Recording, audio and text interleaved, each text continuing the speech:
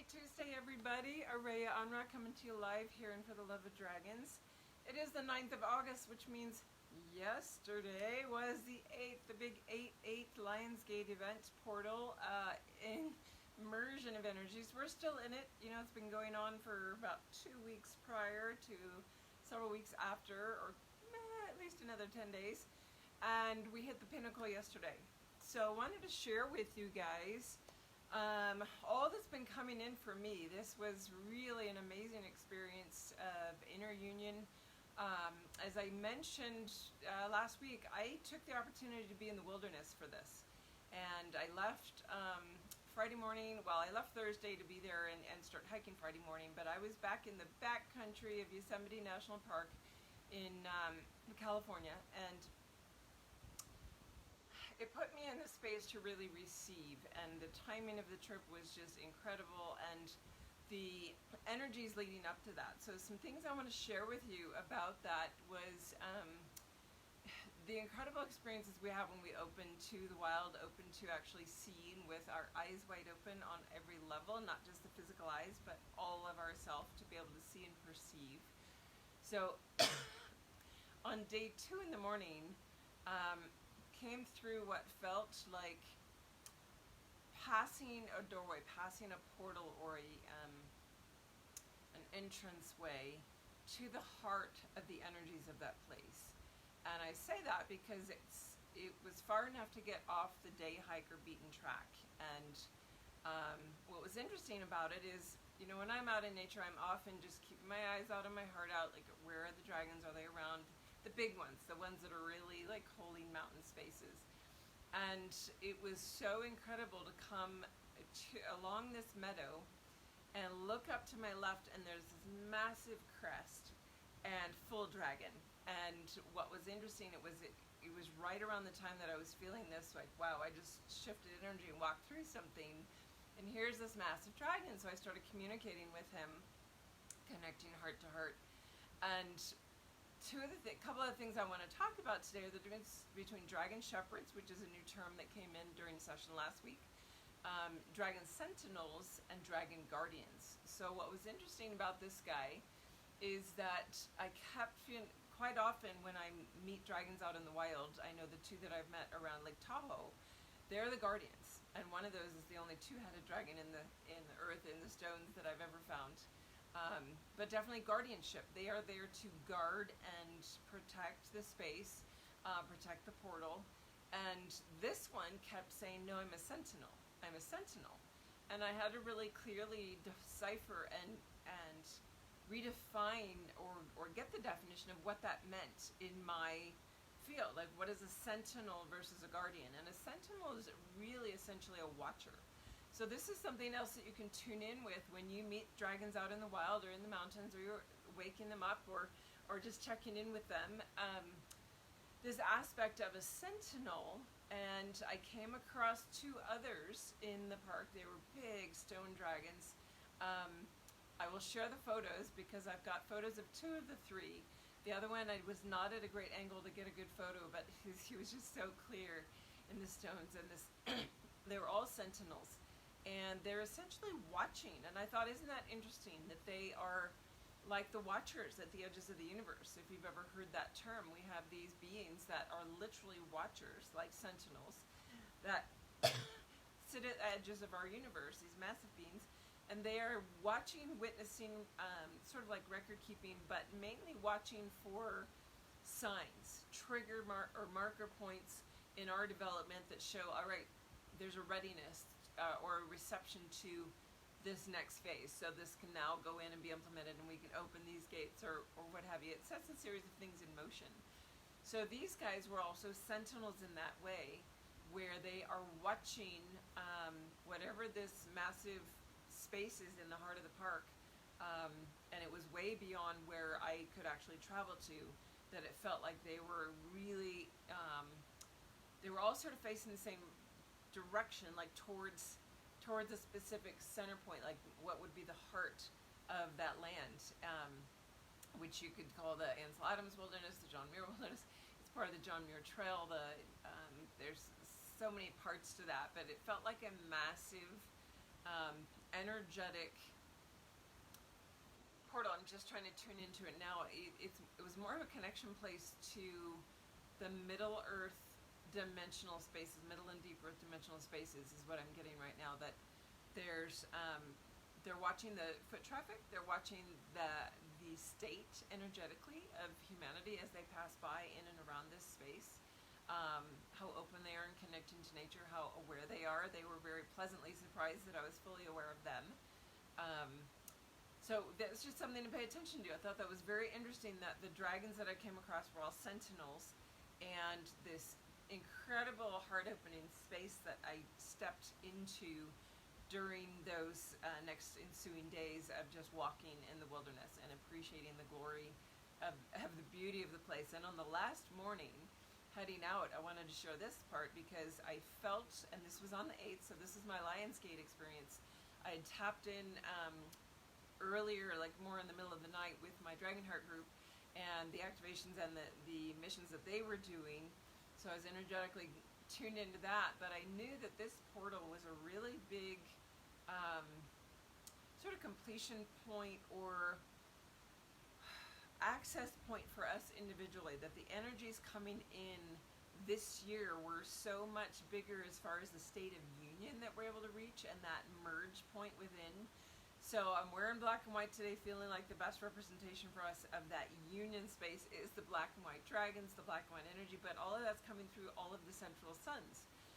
All of that energy is coming directly through those central sun portals to us with this Lionsgate energy that we're in. So what I experienced walking along the trail that day was this really immense awareness of my multidimensional selves. I would say more so than I've ever really been aware, because it wasn't just like my higher self Tana, my big dragon aspect, and myself as a Rhea, these two ends of the spectrum. It was also accessing and feeling consciously like I was very aware of the parts of me that are in whatever kinds of body they are in different planetary systems.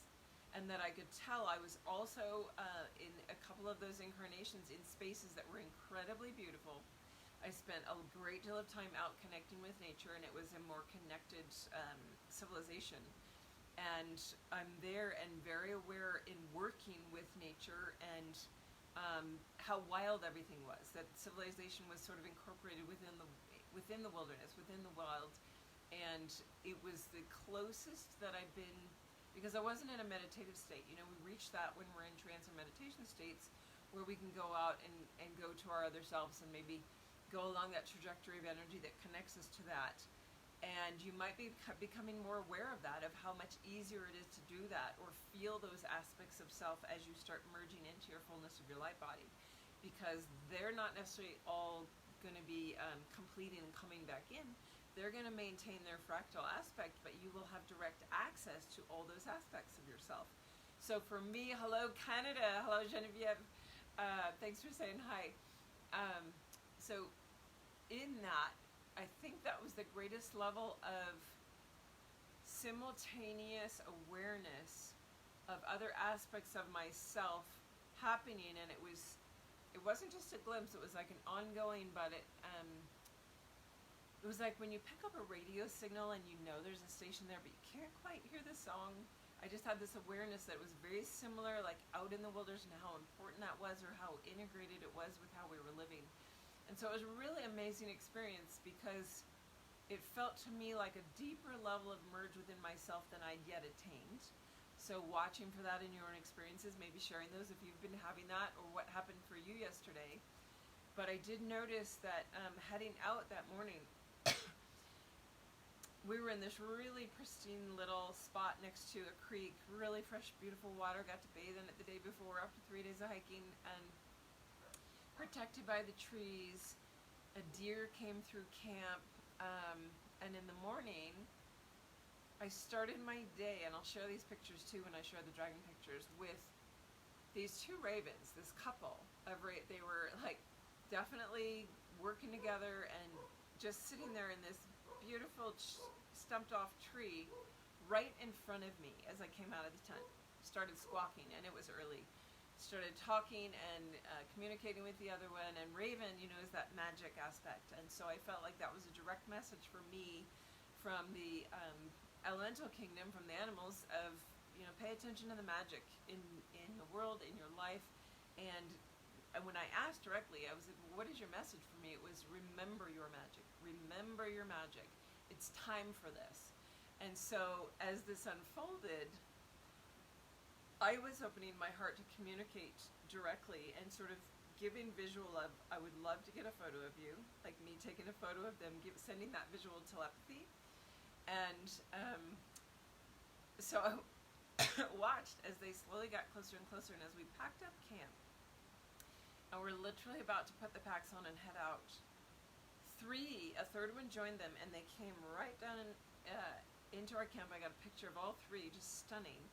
And this one, the one in the lead, hopped literally within 3 to 4 feet of me kneeling down, heart wide open, and here's this raven just coming closer and closer and closer, and it was literally the closest a wild raven has ever come to me. And I just felt like there was this really open communication. So I put my pack on, and I was just watching them sort of hang out by the river and watch us leave. And I just sent out a message. I said, I'm appreciating the loveliness of your bluish black, the depth of beauty in your feathers. And I just put a wish out to the universe that it would be so lovely to find one of those feathers.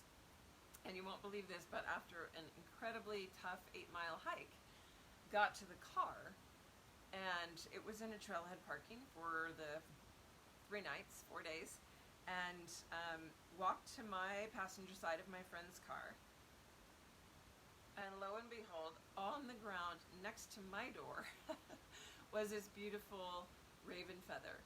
And it was a clear marker for me of the magic of the universe, of being very clear in your intention and desire that you are putting out to the universe. And yeah, absolutely, Nance. And just being really connected. When you're in that connection, magic unfolds, and I love that. So that piece was my connection with the Lion's Gate, my own merge space. And the other piece I wanted to share with you guys today, which was a very interesting concept that came in, because I've just talked about the Sentinels and the Guardians. And this is going to hit home with some of you guys. I met the first in session, and it was a discovery call. It was so unexpected because all this information started flowing. And this woman was a dragon shepherd. And I actually had to ask for clarity, like, what does that mean? What does this entail? And so there are actually beings who would consider themselves dragon shepherds who are here on planet, opening to their dragon connection. And we haven't yet discovered, like, is she actually also a dragon, or is she just worked with them and is this shepherd? That as the portals to the inner earth dimensions, so Middle Earth, Deep Earth, all of those dimensional planes or densities, whichever you want to call them, as we're opening those gateways and reconnecting all those portals, as we step into our higher awareness and can actually intercommunicate and be a part of that larger realm, all those gateways are opening. And what was interesting about this was there was an awareness of dragons that were coming through, that had sort of dropped down into those inner realms and been sequestered, if we might call it that, as we went into density, and they sort of got stuck, I guess. They got sort of sequestered here in this sector of this universe, when this used to be a great hub. This was a great sort of like central airport station, like Chicago O'Hare in the United States or Frankfurt in Europe. That's like a gateway to get all these other places. And the Middle Earth and Inner Earth dimensions were that. And so all these dragons, and even the surface Earth for a time, that during the Lemurian age, there was so much traffic because we were at a higher vibrational rate and interconnected. And as that got shut down and those portals closed, a lot of those dragons that were from universes well beyond, and other places, others within this system as well, got sequestered or sort of blocked off from being able to exit this way, and they've been staying there and doing whatever for waiting for this time when they reopen. And so there are actually beings considered dragon shepherds who are opening to reconnect and be the one that would be like the guide across the airport, like saying, here's the way we go through this, and it's now accessible, and let me guide you through this. So I thought that was really interesting. I feel like there's going to be more information come about that, but if you've had that term or get a heart hit as I'm talking about that, just sort of check in with that. Is that a new awareness? Is it something that you don't even need to know about? You can tuck it back in the library files, or is it, wow, there's something to that that's hitting me. I need to pay attention to that because it might be opening up one of the aspects of your roles here on the planet as a light worker, as someone connected to dragons, or as a dragon, this role of a dragon shepherd. So I thought that was really interesting. Wanted to share that with you guys, and just encourage you, stay in these energies and share with us what's happened for you over this weekend with these big energies. Have you noticed another level of integration or merging within self? Or have you noticed sometimes as we really go to that space of merge, we hit a roadblock. We hit something that is our wall of resistance inside that is going, hey, I really want to go there, but I have this one fear about this. And it might be creating a little bit of chaos or turmoil in your life where it's, all right, are you willing to let it go? Are you willing to see the truth of the perspective with it? Why does your soul create it? What's going on from a soul level perspective? Because that's the higher perspective we're trying to get to always is, what's the soul's say on it? What is this really about? And Cynthia's saying a huge amount of shedding and merging.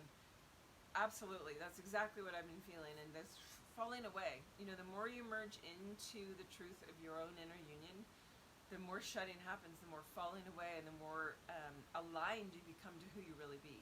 And that's the beauty of it. We're stepping more and more and more clearly into who we be. And what you'll find with that is that a lot more of your contracts with other beings in your life are going to need to fall away or be rewritten, realigned, reassigned to different players as the vibrational matches are no longer there. And so just knowing that it's very possible, it's very feasible. And one of the insights that came this morning, I've talked before about the 0-point doorway we're going through, and it's all being held space. Well, that means 0 point is no baggage. We go through empty, like a birthing baby. We go through with nothing, meaning no karmic debt, no debt owed us. We've forgiven everything. We've forgiven ourselves and gone out with repentance to have those released, that debt. And coming into this new space, it also means no contracts. We literally go through empty-handed. So if you're holding on to any soul contracts, if they need to be there or be at a higher octave, they will come full circle around as you get through into that higher space. But they may need to be rewritten with different players or in different parameters as you step more into who you truly be. Those old contracts are not serving you. They are literally holding you in an old pattern, or a pattern that doesn't resonate with you anymore in your truth. Because some of the older patterns when we have those contracts were like, get me through this stage of my life. This is, coming from early on through my childhood or my family. And as you shift and other players don't, those are holding a sort of stagnant or energy that's going to keep you here if you stay in that contract. And as you're realigning into who you really are ready to be, into the truth of you that's coming through, you're going to realize that, oh, wow, I still feel a soul contract with this being, and I need to look at that, and maybe we need to go in and redefine it, release it for now, step through that 0-point doorway, go through your path, and then start realigning those contracts. So, wishing you guys a beautiful, powerful set of energies to continue merging with. Pay attention to the dragons around you, especially in the wilderness, or even, the hills around your home. Maybe you haven't noticed, and you look at something differently. I remember one of the gals in our group telling me a couple years back, she says, I've driven this road for almost 20 years. And I've only just now seen this dragon on the road. You sent me a picture. She's beautiful, this stone dragon. Not huge, but there and very present, and always got driven by until that pop of awareness, that perceptive ability, that connection into the greater surroundings around you, and all of a sudden, like, oh, much more awareness, and that's when magic starts coming in. So I love that. I'm feeling the magic, and being reminded to step into and remember the fullness of my magic. And so I encourage you to do that too. All right. Anybody that needs assistance, I do those discovery calls. If you don't have your oracle decks yet, or those tools like these beautiful prints behind you, the decks are on the site. Incredible tool to get you connected in every day with the dragons that are there if you're not able to pick up and hear the message directly yourself. That's why they were created, why the dragons brought them through in this new energy starting last year. They waited all through 2020. They would not give me the information. They kept saying no, no, no. And then finally it all came through very quickly because they wanted to be after January 1st of 2021 in that new foundation building. And we've got about, let's see, we're August, so we've got about 7 more months of that alignment of the foundation building of this new earth. So take advantage of all the tools that are out there. If you don't have yours yet, they're on the site, dragonwithin.com/lair. And I look forward to connecting next week. If you guys have questions, send them in, because this is where I'm here to bring answers for you guys. And these talk about the energies, talk about whatever's going on for you, but it usually benefits lots of people. So connect in that way. If you need one of those discovery calls, the book now button on either homepage of dragonwithin.com or invokehealing.com. And I will see you next Tuesday. Have a great week, everybody. Bye for now.